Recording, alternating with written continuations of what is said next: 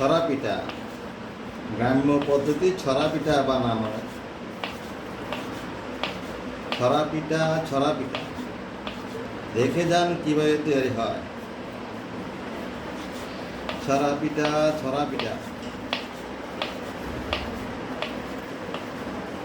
কিভাবে বানায় দেখেন। আপনারা সবাই বাড়িতে বসে বসে চেষ্টা করবেন এভাবে যেন সুন্দরভাবে ছড়া তৈরি করবেন।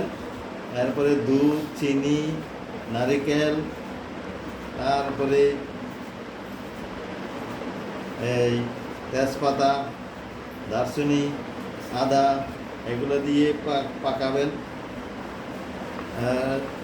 যদি আরও কিছু ভালো মশলা থাকে তাহলে সেগুলো দিবেন সাথে। তারপরে খেজুরের রস হলে তো আরও চমৎকার। দুধ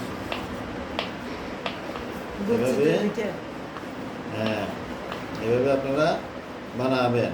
আমি যেভাবে বানাই আপনারা বসে বসে এভাবে বানাইবেন। চেষ্টা করবেন, না পারলেও বারবার চেষ্টা করবেন, বারবার। যদি না পারেন লম্বা করে কিছু এগুলো চেষ্টা করবেন।